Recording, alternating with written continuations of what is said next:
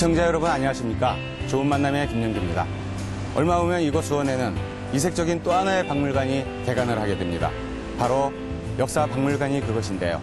지금까지 개인이 소장해오던 국보급 서예 작품을 선뜻 박물관에 기증한 분이 있어 여러분께 소개하고자 합니다. 근당 양택동 선생이 그분인데요. 함께 만나보시겠습니다. 수원이 낳은 당대의 명필가 근당 양택동 선생. 가지고 있으면 더 가지고 싶은 게 사람 마음이라던데 주고 또 주는 것도 사람 마음일까. 그는 지난 몇 년간 수차례에 걸쳐 약 2만 5천여 점의 서예 작품을 기증해왔다. 그중에 시가론 따질 수 없는 국보급 작품들도 상당수다. 내가 가진 모든 것은 내 것이 아니다 말하는 그의 서예 인생 30년. 어렵게 모은 것을 쉽게 베풀 줄 아는 사람, 근당 양택동 선생을 만나보자.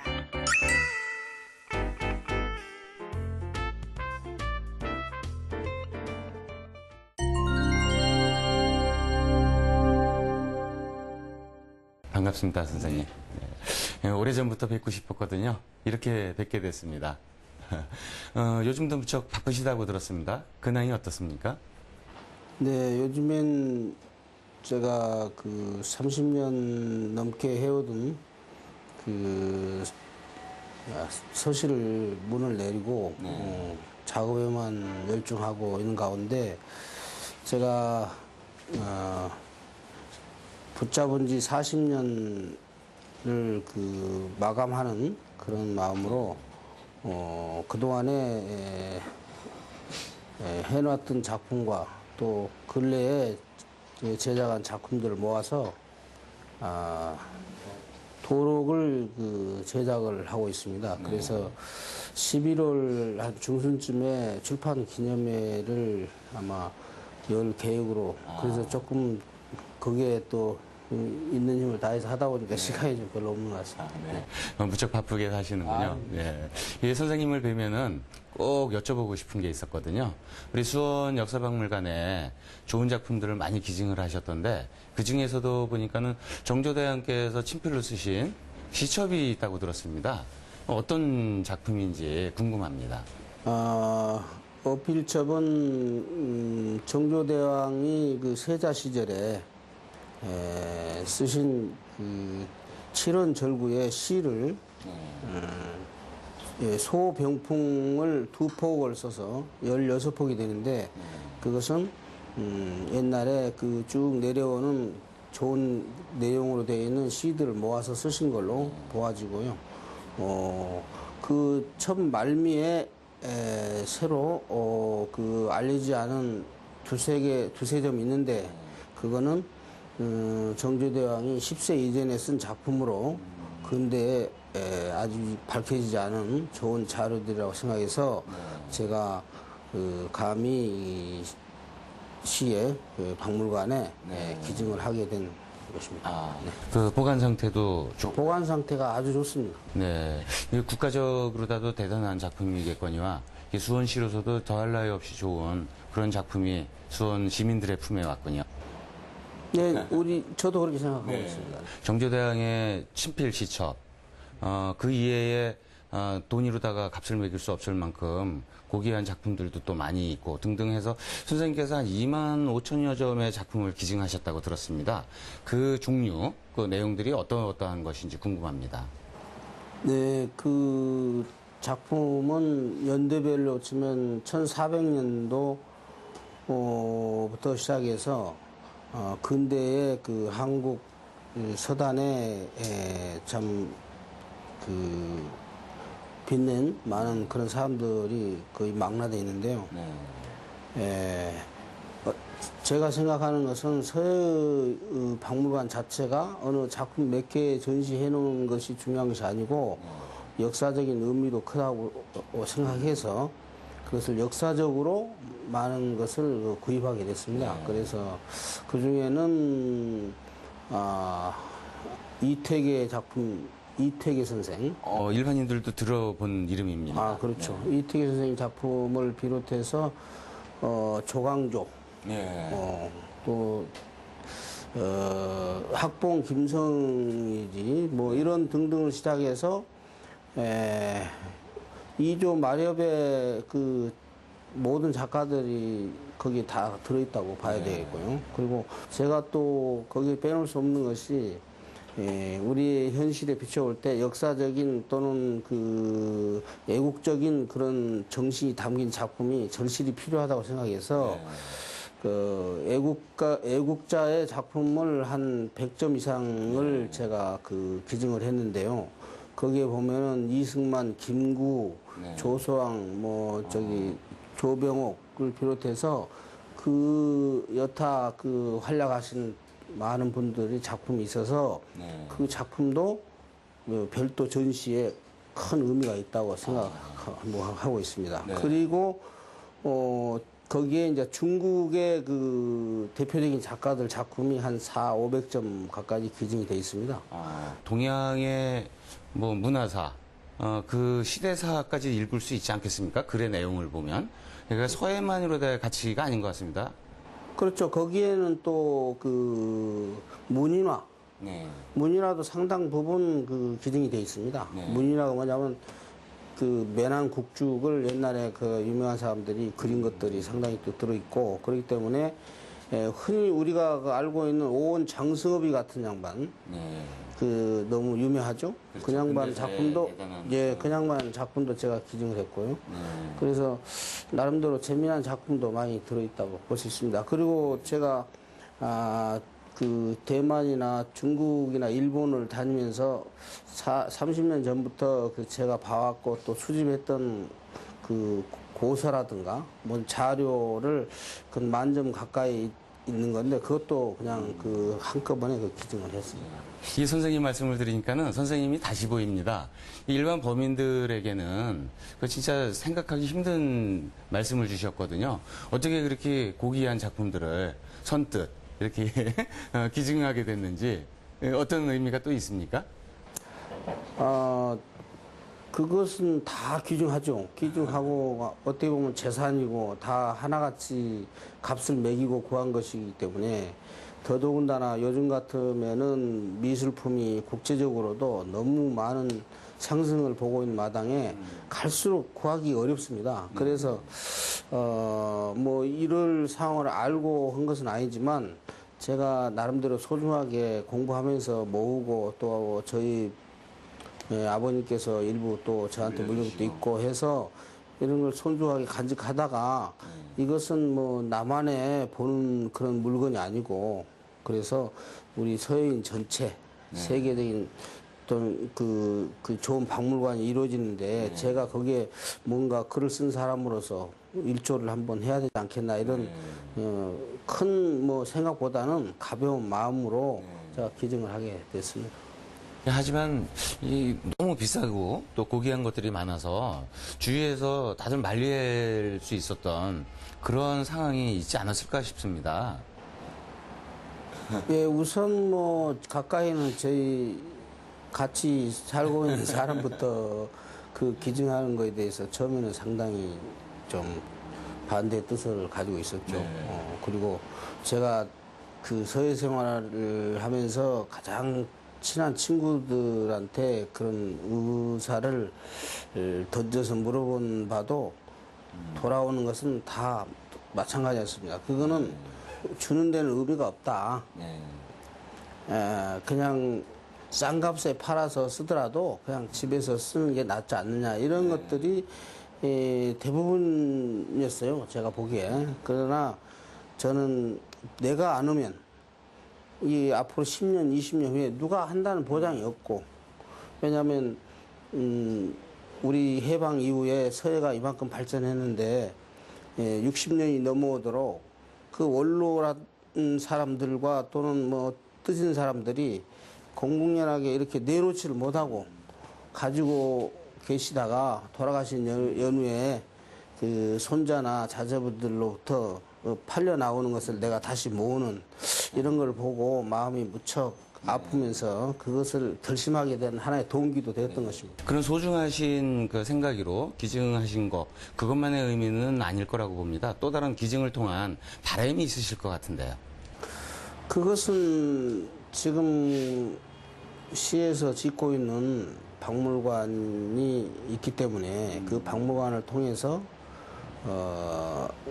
우선은 우리 한국 서예인들이 이 서예 역사적인 이해와 실력의 향상을 위해서 큰 도움이 됐으면 좋겠고요. 그 다음에는 한중 일 3개국을 중심으로 해서 서예가 활발한 교류를 우리 수원에서 시작이 돼야 된다. 그래서 한국에서는 우리 수원이 서예 중심지가 돼야 되고 또 중국이나 일본에서도 한국에 오면은 반드시 박물관을 들릴 수 있게끔 그렇게 돼야 된다고 생각을 하고 있습니다.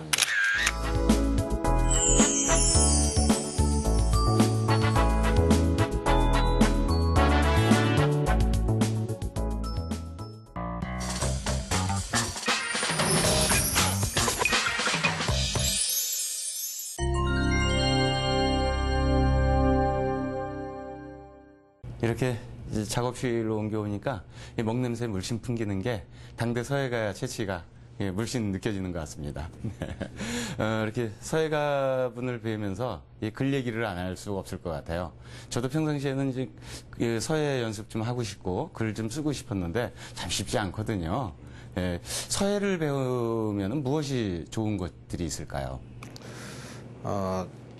우선 서예는 정의를 내린다면 정서적인 것이라든가 또 이지적이라든가 이런 것들을 하나 이루어내는 그 결정체를 즉 서예라고 합니다. 그래서 서예를 통해서 인격을 다듬는다거나 고전을 또 본받아서 살아가는 과정에 금과 옥조 같은 많은 좋은 내용들을 담고 수양해 감으로써 사람이 살아가는 어떠한 행동이라든가 자기 모든 모습을 되돌아보면서 모범적인 삶을 살기 위한 하나의 그 취미이면서 하나의 또 교육적인 면이 있지 않나 저는 이렇게 보고 있습니다. 선생님께서는 국전에 심사위원을 역임하실 정도로다가 국내에서는 명성이 자자하신데요. 선생님께서 즐겨 쓰시는 글씨체가 있다고 한다면 뭐가 있을까요? 네, 공부하는 사람으로서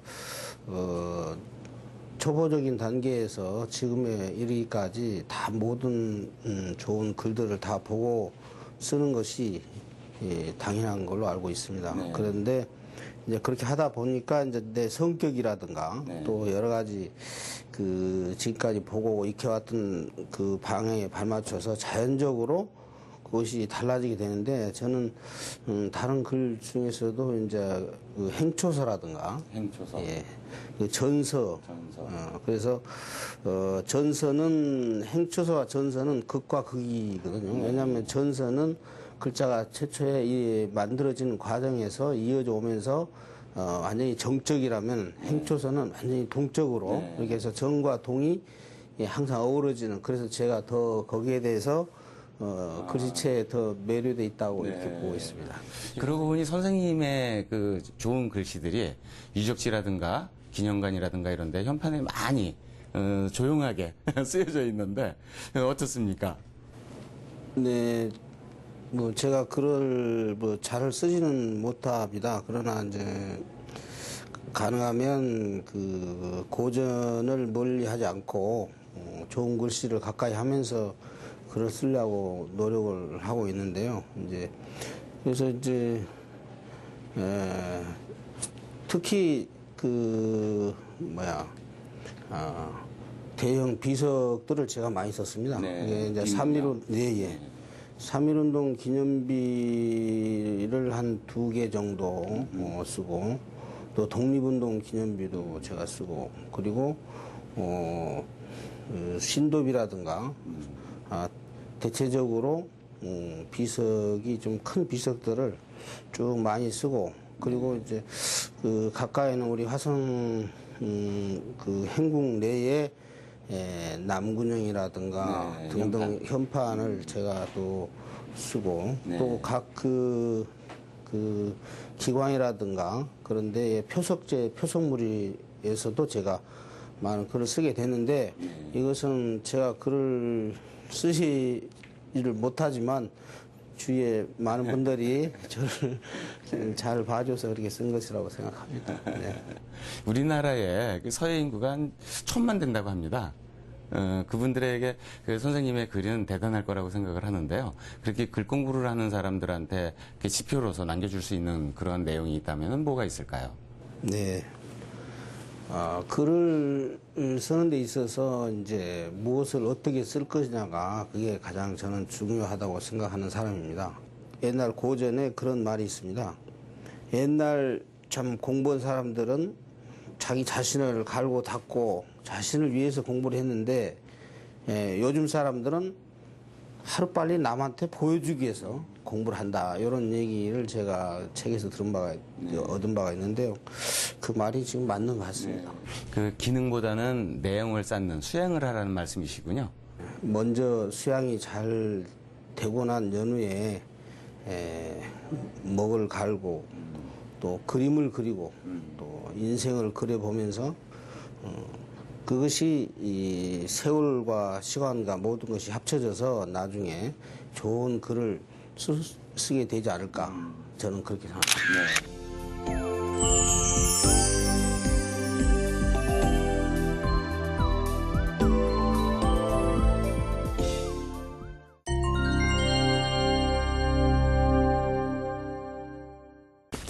편히 앉으시죠.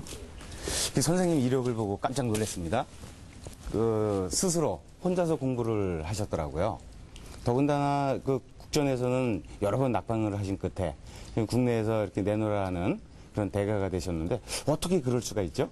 내 여건으로서는 좋은 스승을 찾기가 상당히 힘들기 때문에 제가 틈만 나면 책방에 가서 좋은 책들을 나름대로 찾아보고 하면서 책에 의한 그 공부를 시작하게 된 것이죠. 네. 그러한 어려움이 상당 기간 참 많이 흘렀습니다.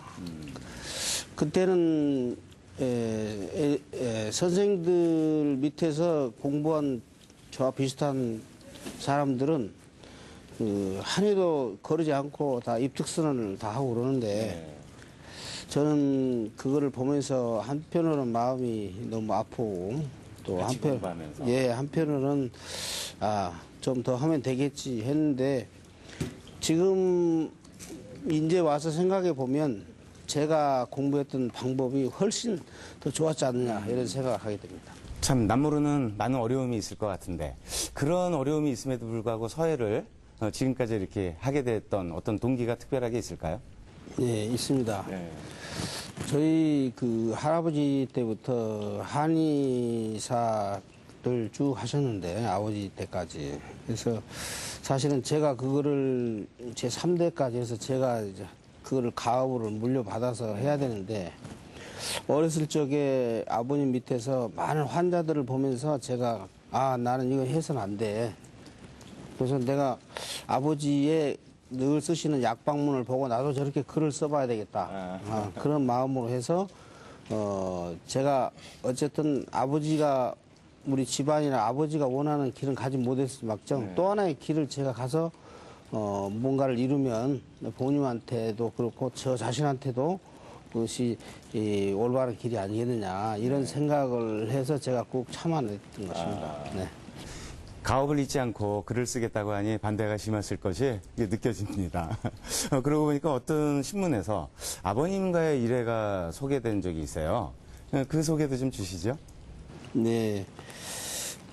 그래서 이제 할아버지, 아버지 때까지 이어온 그 한약이라든가 모든 기구들이 아버지 때에서 이제 마무리가 되니까 그 아버지가 저를 자식 취급을 하지 않고 그래서 저는 이해를 합니다. 이해를 하는데 그래서 한 10년 가까이 제가 아버님하고 얼굴을 대면을 못 했습니다.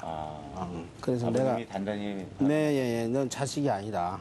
그런 정도로 했기 때문에 제가 나는 독학으로 해서라도 어떻게 해서든지 내가 가고자 하는 길을 내가 가야 되겠다 해서 또 피나는 노력을 조금 더 기억하지 않았나 이렇게 생각을 합니다. 선생님 자제분들은 선생님의 그 직업을 이어가나요?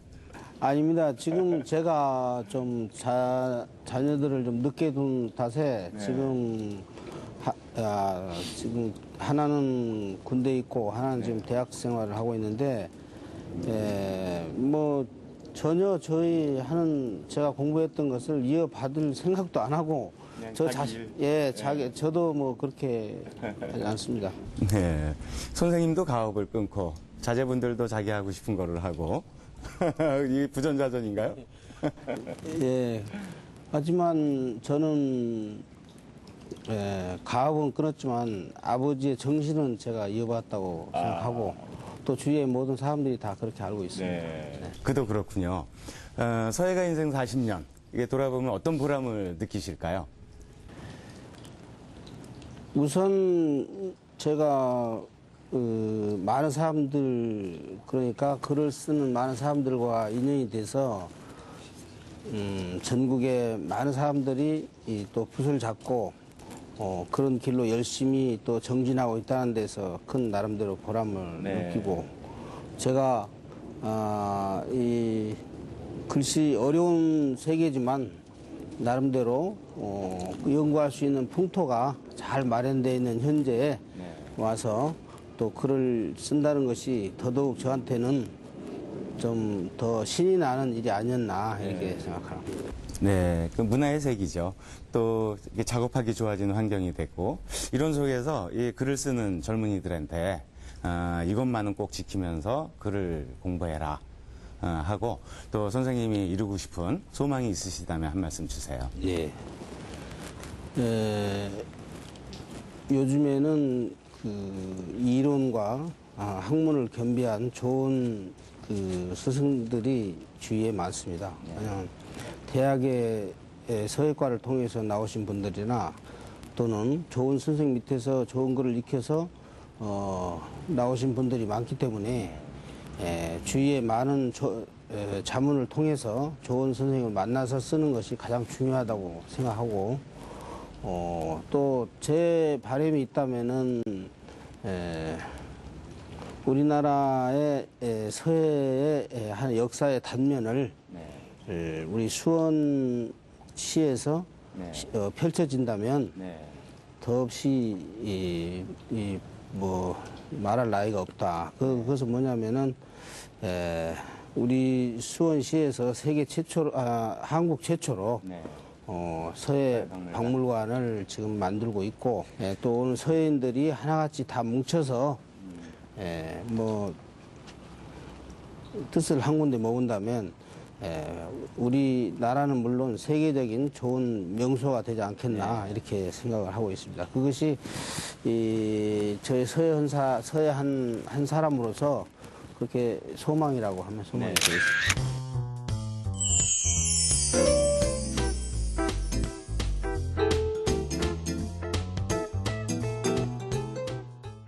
많은 사람들이 서예박물관이 오픈되기를 고대하는 것 같습니다. 서예박물관에 가면 양택동이 있다. 서예박물관에 가면 세계가 있다. 수원에 서예박물관이 승으로 해서 서예인들이 많은 긍지를 갖고 그리고 또 선생님 앞으로도 더 많은 서예 작품을 통해서 수원 사람들한테 긍지를 주시고 또 서예인들한테 자긍심을 심어줄 수 있는 그러한 활동 기대하겠습니다. 네, 이렇게 장시간 이렇게 말씀 나눠주셔서 너무 감사했습니다. 고맙습니다. 네.